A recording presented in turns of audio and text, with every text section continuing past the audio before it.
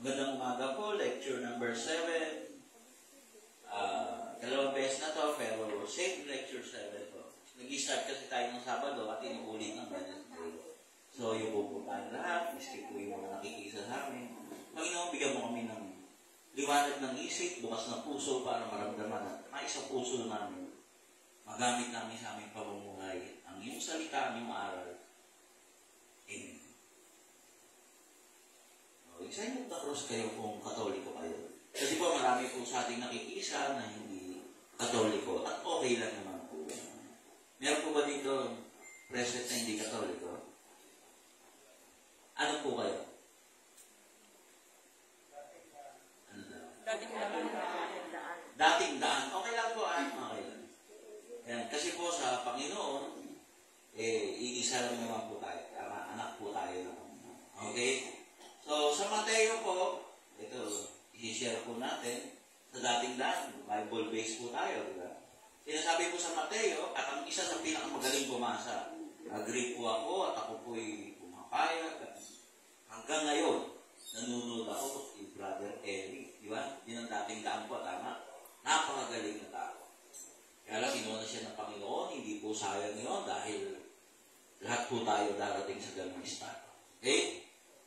Natapos niya ang kanyang tour of duty sa mundo. Okay. So, sabi sa Mateo po, chapter 20, verse 26 to 28, pero sa mga hindi po nakakalam, kagabi po, no, Bible study rin kami, we read the Bible by the chapter, hindi po by the verse.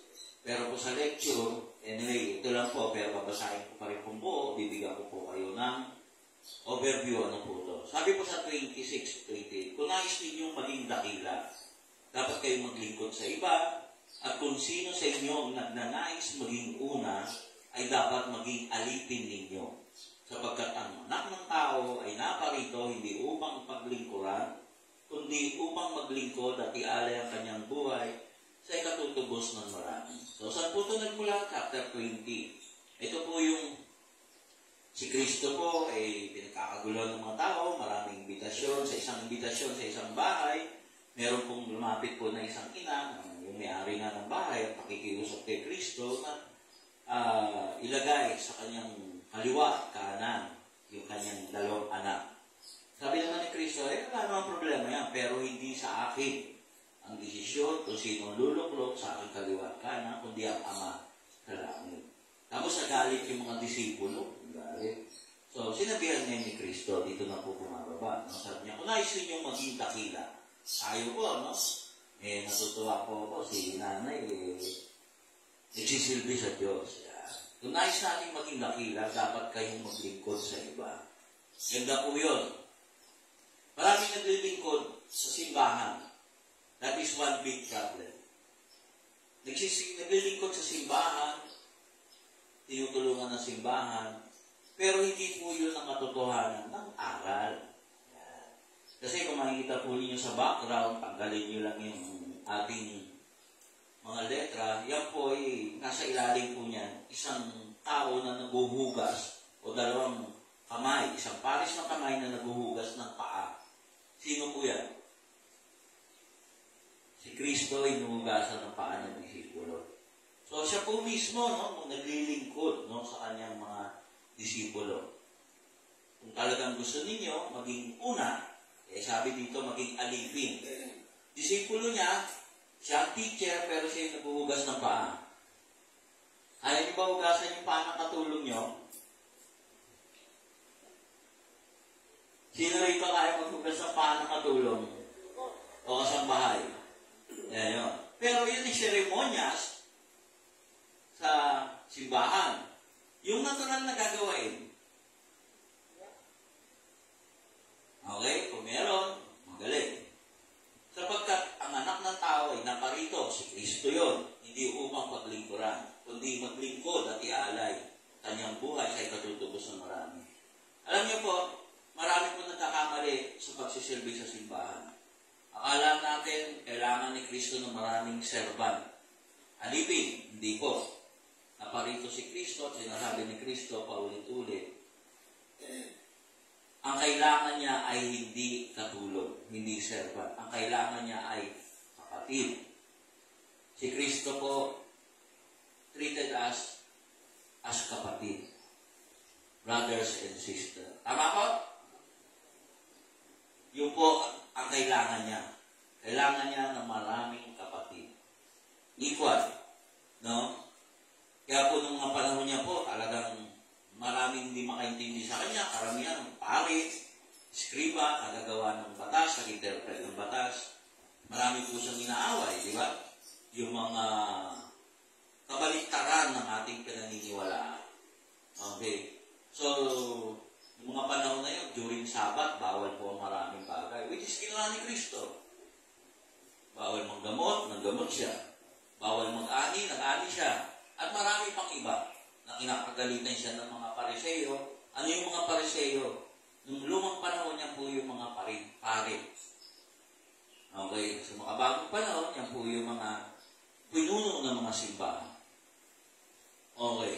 Never po tinato talaga ni Kristo ang mga tao, lalo na kanyang mga disipulo subject, kundi brothers and sisters.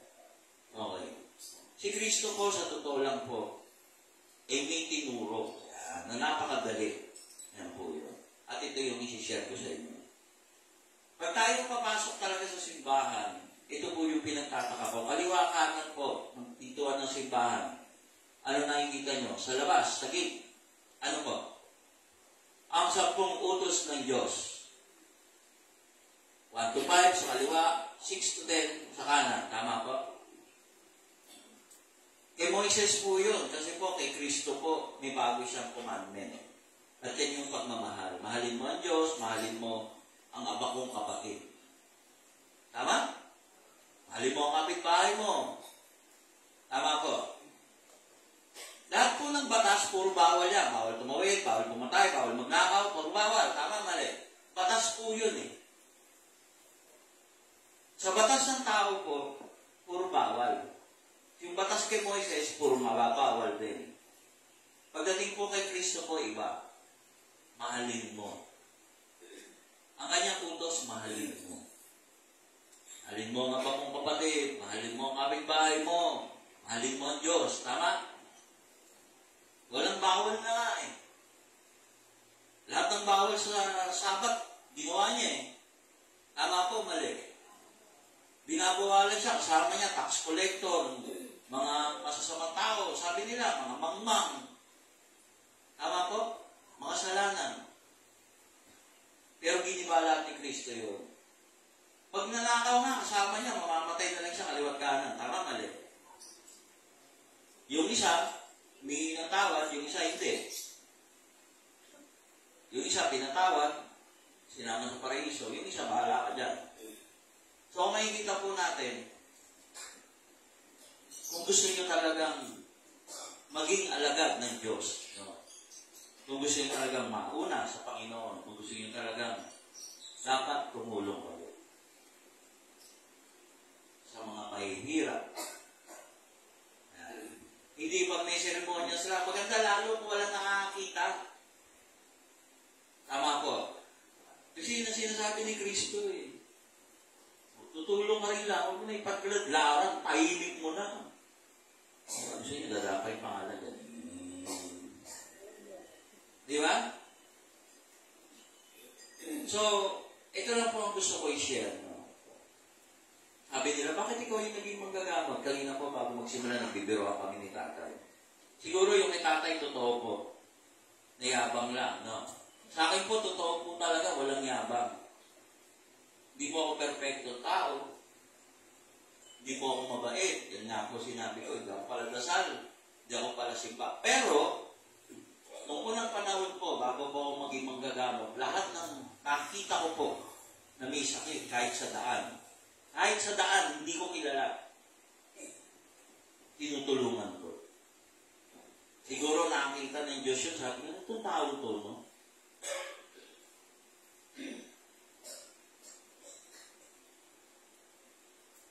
Itong tao to, lahat ng may sakit, na iharap natin sa kanya, tinutulungan niya. Gawin natin manggagamot. Tama, mali. Siguro nagtatanong kayo, bakit ikaw manggagamot? Hindi kami. Eh, hindi po tanong ko, bakit ako? Hindi naman ako mabayad eh. Mas mabait pa kayo. nagsimba kayo. Ako, magsimba ako, layo kasi, manawag eh. Dahil namang araw-araw ako pumunta doon. Di ba? So, sa mga twins, bakit ako? Kasi po, talagang kasakay-buturan po ng puso. Nakuha niyo? Kasi po, naniniwala ako sa iisang Diyos eh. Kristo po, kaya Kristiyano nga ako. Yung 10 utos, kay Moises po yun. Galing kay Yahweh kay Moises. Ako po, Kristiyano. So, kaya, the word Kristiyano nagmula kay Kristo. Tama po ba? Tama? Hindi naman galing kay Felipe yun, kay Kristo yun. Kaya nga, Kristiyano. Christian, Christ. Tama ba? Isa lang nga utos eh. Magmahalan, di nyo pa mahal kapwa nyo. Tama po ba? Ang isang nakakalungkot, madaling tulungan yung mga taong kaaya-aya. Pero napakahirap tulungan ang isang taong wala lang. Pag ako pumunta sa inyo, kilala nyo na ako, papapasukin nyo ako. Tama mali? Bibigyan nyo ako ng masarap na merienda, malamig na inumin. Tama? Kung darating kaya isang naglilimahid ng wala lang, papapasukin nyo, maganda kung oo. Maganda kung oo. Pero, siyempre, sa panahon ngayon, mahirap. Tama po ba? Ako po, dito, napakagastos ng kainan dito. Kasi lahat ng pupunta dito, kung ano yung pagkain, inaalo ko ng kakainin. Ganun po. Kung ano yung kinakain ko, hindi nyo kakainin yun. Ayan. Tayo po, pag yung bisita lang ng kasambahayan, ipapakain nyo yung lumang pagkain. Tama mali? Dapat po, kung ano yung kakainin mo, yun din na yung pakain mo. Meron po akong isang haka-haka, isi-share ko sa inyo. Bakit kahit kailan po, hindi ako nagsino ng tao? Kasi po ito, paniniwala ko. Ang mga magnanakaw po, ay hindi na mukhang magnanakaw ngayon. Tama, mali? Maganda na suot nila, nakabarong, naka-Amerikana. Magaganda na itsura nila, may babae na, mapuputi. Hindi na mga balbasarado na mukhang good sa pelikula. Tama? Paano sila makakaloko o hindi? Deception ang tawag doon. Tama po ba? Ganon din ang demonyo. Ganon din ang demonyo. Kung lolokohin ka, magpapakita sa iyo sa napaka-gandang bagay na makukumbinsi ka, madadaya ka. Pero kung ang Diyos naman, susubukin ka niya sa paraan na magagalit ka sa Kanya. Doon niya susukatin.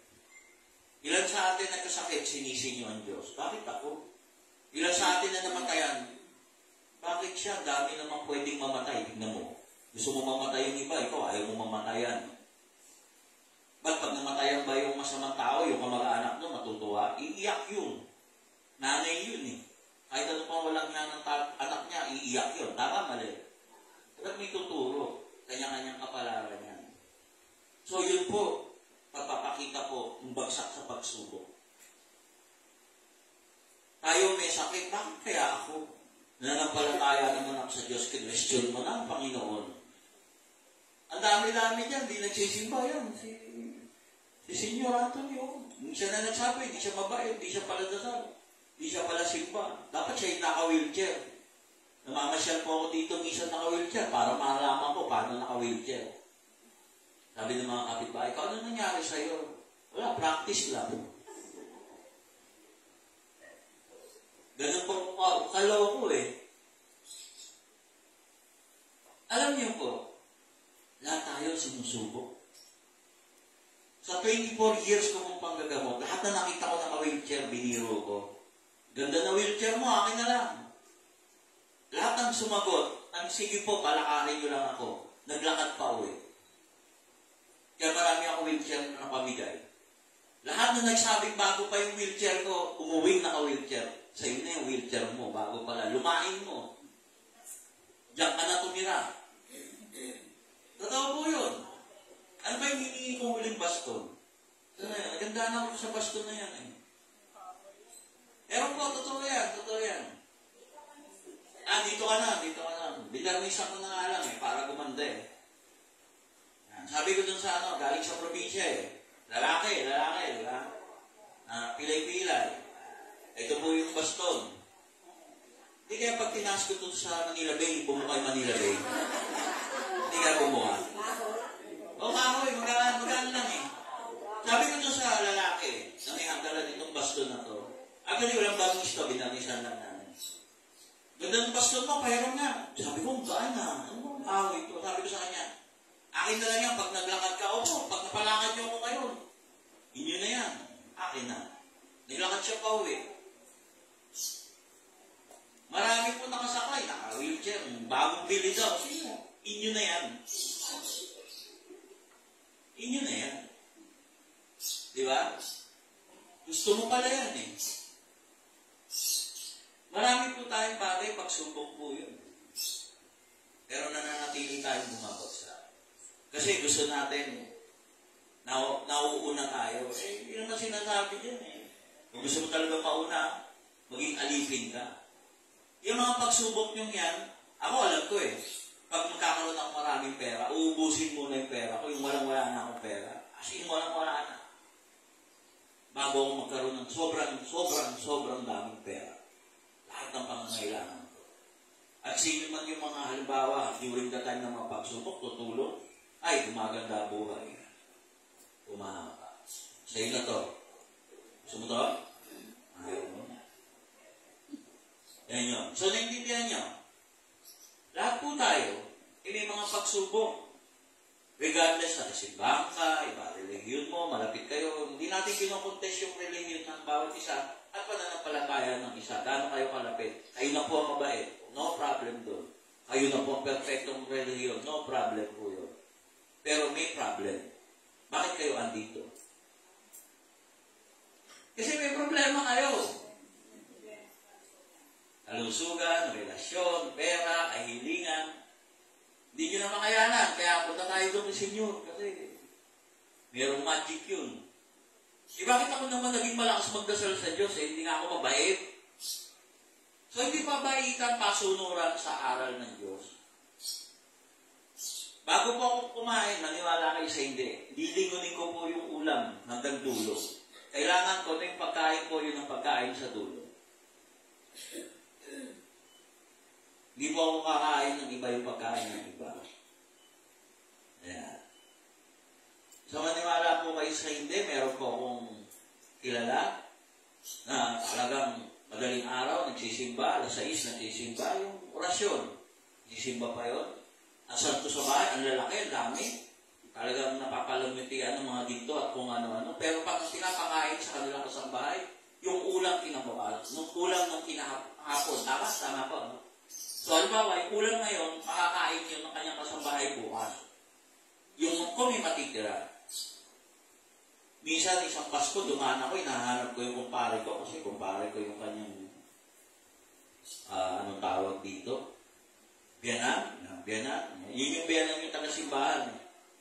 Sabi ko, wala sila. Iniwanan kayo pag Noche Buena, iniwanan daw sila. Bilin lechong manok, bago pa lechong manok, no, big time pag lechong manok, tama? Natatandaan niyo ba yun, yung bagong labas ng lechong manok? Lahat ng kanto may lechong manok. Sabi ko, mabait naman pala eh. Pero kalahati lang daw po yung ikakainin namin. 4 yung kasambahay.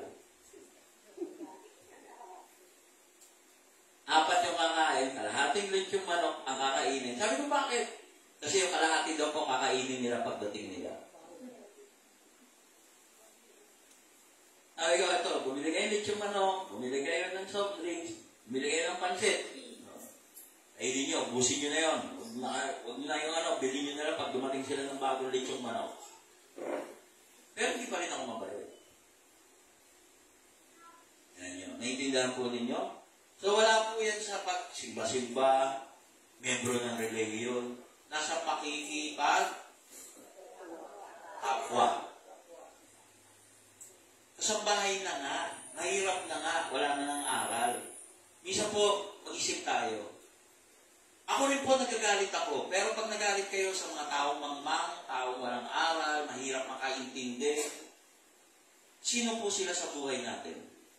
Sila po ay ating kasambahay, sila po ay ating driver, sila po ay construction worker, sila po ay nagwawalis. Tama po? Yan yung mga mangmang, ang hirap umintindi. Pero nagagalit ka. O sige, pagdadasal ko, sana isang araw magpalit kayo ng papel. Ikaw ang mangmang, ikaw ang walang aral, ikaw ang nagwawalis, at siya na yung amo. Gusto nyo ba? Ayaw nyo pa rin. So, hindi nyo ba alam na kaya mangmang ang isang tao, hindi nakapag-aral, naging salat sa kanyang buhay, hindi napag-aral ng magulang. Dahil ang isang bata po, hindi naman niya mapag-aral kagad yung sarili niya eh. Yan ay nakadepende sa kanyang magulang, nakadepende sa matatanda, sa kanyang paligid. Tama po? Pero galit na galit kayo. Ang tama-tama naman. Simpleng utos lang eh. Di ba? Tama nga naman. Paulit-ulit.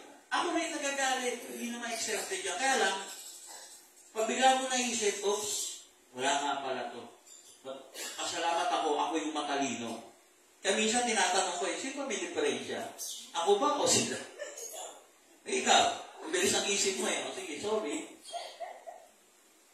Salamat sa Diyos. Tama po ba? Ang ibig kong sabihin, bilang tao, mag-flare up tayo. Pero katulad ng mga aral na yan, kaya paulit-ulit sa atin, dapat iniintindi nyo. Kung gusto nyo talagang mauna, kung gusto nyo maging dakila, kung gusto nyo maniwala kami na taga-simbahan kayo at ang yung relay nyo ay tama, ipakita nyo sa amin na tama nga kayo. Tama po ba? Pero kung ipakikita nyo sa amin na you are entitled, yung nauna ka, then, hindi ako naniniwala sa sinasabi mo. Tama po ba? Tama po ba? Kasi kung totoong nasa iyo ang Diyos, totoong religion nasa Diyos, dapat kayo nagpapakita ng example ng pagmamahal. Tama po? Pwede magtanong ha, ito lang ang kaisa-isa na pwede magtanong. Huwag na magdidebate, maubos oras natin. Ano ba kung meron hindi? Bibigyan ko lang, pakikinggan ko lang din, that's it. Meron po kayong tanong? Wala naman. Nakakatuwa, alam niyo po, tuwa ako at welcome na welcome pag may ibang religion. Kasi nagsasama-sama tayo sa isang aral. Agree po ba kayo dito? Kasi ito naman talaga yung nakasulat ko. At binasa ko pa mula sa ibabaw. Tama po? Sinuwento ko.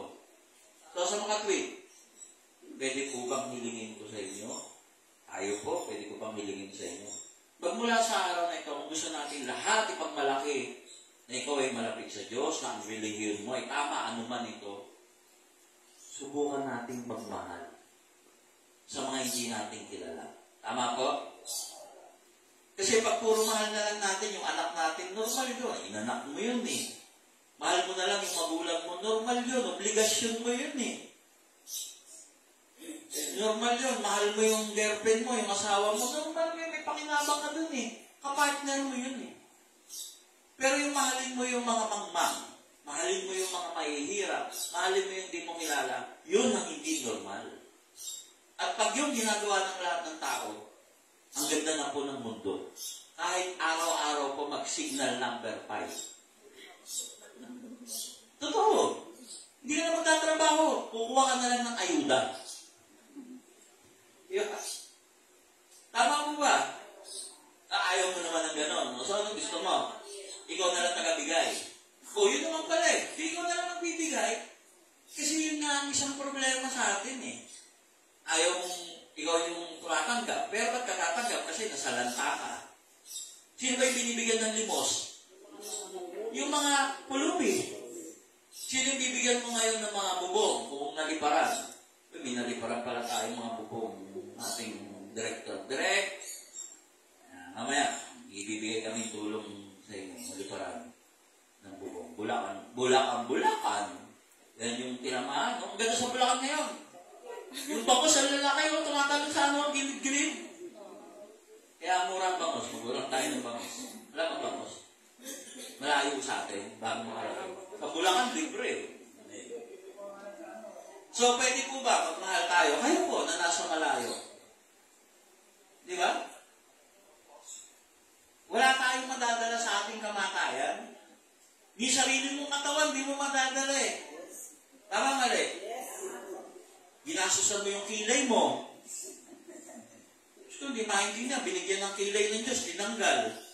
Doon natanggal, nakita pangit, pinatatuan. Normal. Tapos nung namatay, gusto, maganda pa rin sa kabaong. Di ba? So, pwede po ba? Ano mga relihiyon nyo? Salamat po sa pakikinig, sa pagkakataon. Pero saludo po ako sa inyong pinuno. Saludo po ako. Actually, pinakikinggan ko po siya hanggang ngayon. Hindi lang talaga ako makalipat ng relihiyon. Alam niyo kung bakit? Kasi po, si Mama Mary talaga, lapit sa puso ko eh. Yan po yun eh. Kung ako'y nakakagawa ng kasalanan, ng pagkakamali, yan po ang pinakamalaki kong pagkakamali. Kaya alam po, hindi naman ako masamang tao dahil naniwala po ako doon. Tama po ba? Dahil ang gamutang ito, libre. Kung aking sinasabi ko, libre. Lahat libre. Bakit? Eh, hindi naman galing sa akin ito. Talino ko. Ang galing ko, galing po sa Diyos. Ang magagawa ko po, yung binili kong sasakyan, libre yun. Kasi binili ko po yun. Gasolina, binili ko rin po. So, libre kayong sasakay. Huwag lang nyo iuwi yung sasakyan. Ang pa-service. O, di ba? At pwede po bang amin na lang to? Hindi. Tanong mo sa maglalakad lahat pag hindi ka sinakal.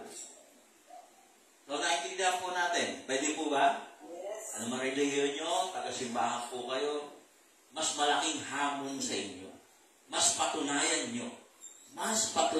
nyo na mas totoo ang relihiyon nyo. Mas patunayan nyo na pag nagsisilbi para sa simbahan ay susunod kay Kristo. Pagsubok may maubos yan. Diyos ko, araw-araw sinusubukan din ako eh. Lahat ng klaseng pagsubok. Paano tatanggapin? Yung aking pagkakalo lang sa politika. Pagsubok yun. Umiyak ba ako? Hindi. Ginawa kong kayamanan ng mga tao tumulong sa akin. Yan ang mga buhay na kayamanan na pamana ng Diyos. Bakit? Kasi talagang inoffer ko ang katotohanan, ang tunay na paglilingkod. Eh, ayaw ng iba, di ba? Ayaw ng dalawa.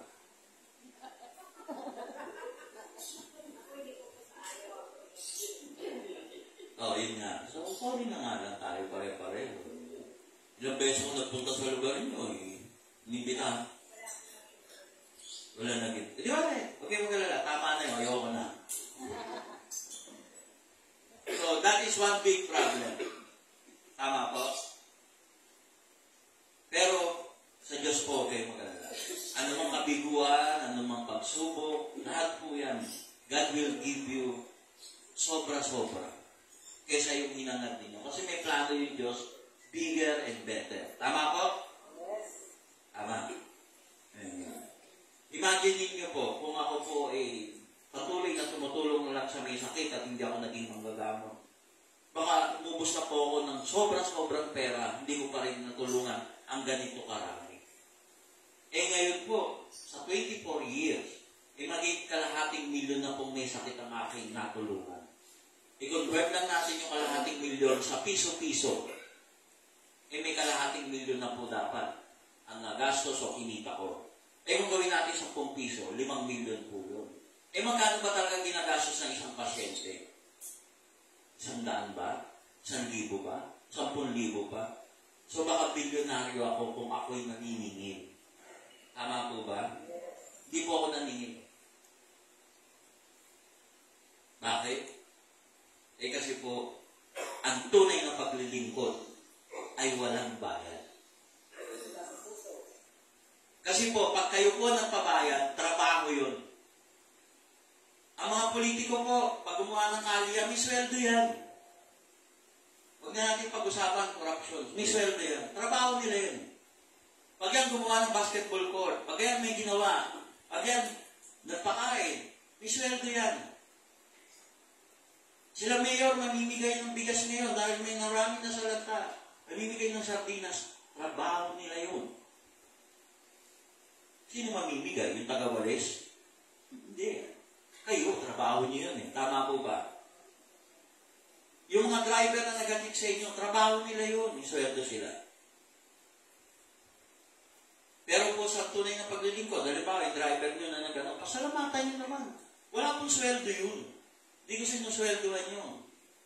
Tama po ba? Yung may-ari ng sasakyan, tsaka bumibili ng gasolina, wala pong siningil sa inyo yun. Nagpasalamat ba kayo? Yan. Kayo, may sarili kayo sasakyan eh. Nagbabayad kayo eh. So, bayad yun. Pero ang tanong ko nga, nagpasalamat ba kayo? Yan yung isang kulang, kaya hindi kayo sinuswerte. Hindi nyo pinasasalamatan ng Diyos ang mga tao na dapat ninyong pasalamatan. Tama po? Di ba? Ako po lahat ng bagay pinasasalamatan ko. Bigyan mo akong saging, salamat po. Dito nakakatuwa, pag tagsaging, lahat saging. Ang tingin nila sa amin, unggoy.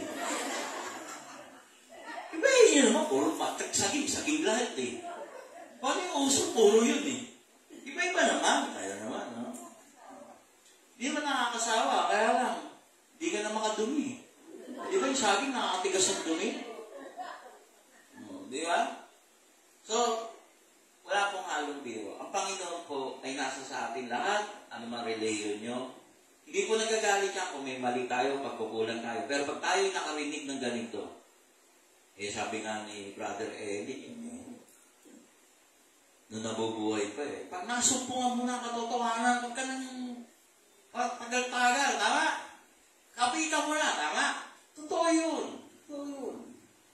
Pero si Kristo po, hindi po sumandal sa religion talaga. Sa katotohanan po.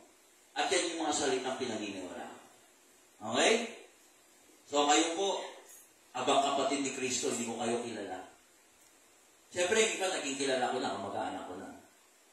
Naging kamag-anak ko na. Actually, nalaman ko nga, kamag-anak ko pa yung iba. Yung iba, naging parang kamag-anak na. Tama po ba? Pero yung mga bago, hindi ko kayo kilala. Ito na yung pagkakataon. Para, kung ano yung gagawin ko sa inyo, ginawa ko sa abang kapatid ni Kristo. Para patunayan ko sa inyo na ang Diyos ay nabubuhay sa akin. Tama po? Bisan nga po, sa mga meeting namin, nagtatanong sila, mahal na gasolina. Mga tinsundo pa ba? Wala na, basta, huwag lang isa yung pasahero. At least, mga 10, sige, tinsundo. Basta, bakit hindi pwede sa malayo? Para naman makabalik sa iba. Imagine naman ninyo, kung di naman kami sa Lopez maghatid, sa Baclaran pa, di 2 oras na daan tayo kasunod. Tama po? Ano tayo? Kung maubos na, gusto nyo, magantay pa rin kayo sa Lopez. Yung baliches naman tayo.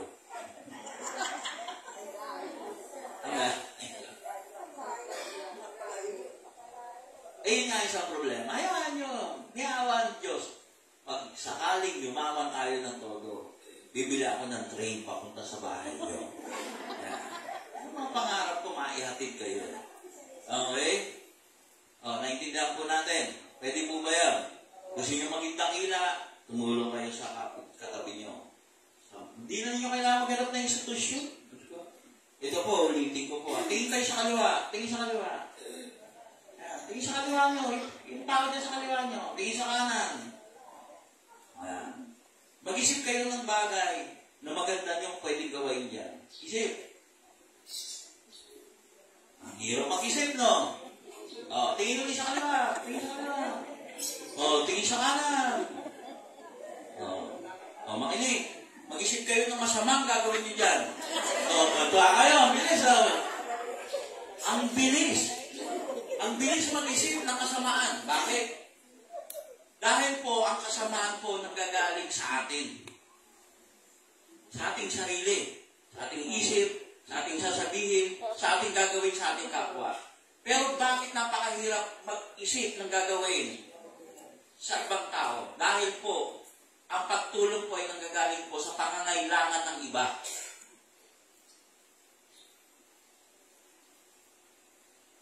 Hindi mo matutulungan yan hanggang walang pangangailangan yan. At maraming beses sa ating buhay nangangailangan ng isang tao, tinalikuran natin. Kaya Kaya po, huling salita ko, pag tayo po'y nakaharap po ng may nangangailangan, huwag na huwag niging pahintian. Kahit man lang isang basong tubig. Kung yun ang kaya niyo, ibigay po natin. Salamat po sa Panginoon. Magandang araw po sa inyo. Amen.